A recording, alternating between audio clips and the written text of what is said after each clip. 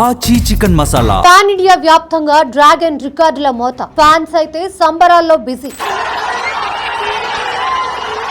అయితే NTR character Luger పై కూడా చర్చ. ఈ కథలో అందరూ విలన్లే ఉన్నారు. అసలు లూగర్ అంటే ఏంటి?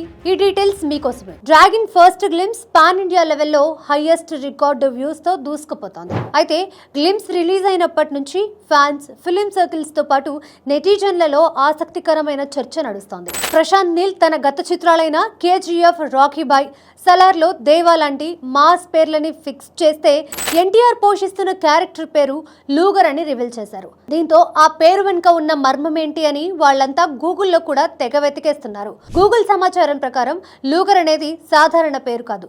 ఇది మొదటి, రెండవ ప్రపంచ యుద్ధాల సమయంలో జర్మనీ సైనికులు తమ ప్రామాణిక సర్వీస్ ఆయుధంగా ఉపయోగించిన అత్యంత శక్తివంతమైన 9mm సెమీ ఆటోమేటిక్ పిస్టల్ పేరు. ఎంతో ఖచ్చితత్వం, గురి తప్పని నమ్మకానికి లూథర్ పిస్టల్ పెట్టింది పేరు. జర్మనీ పిస్టల్ తరహాలోనే ఎన్టీఆర్ క్యారెక్టరైజేషన్ కూడా శత్రువుల గుండెల్లో బుల్లెట్లా దూసుకుపోయేలా గురి తప్పని వైడ్ ఎనర్జీతో పవర్ఫుల్ గా, డైనామిక్ గా ఉండబోతుందని చెప్పడానికే లూగర్ పేరుని డిజైన్ చేశారని సినీ విశ్లేషకులు భావిస్తున్నారు. అయితే ఎన్టీఆర్ తో పాటు మిగతా క్యారెక్టర్లందరికీ ఆయుధాల పేరుని ఎందుకు ఫిక్స్ చేశారనేది సస్పెన్స్.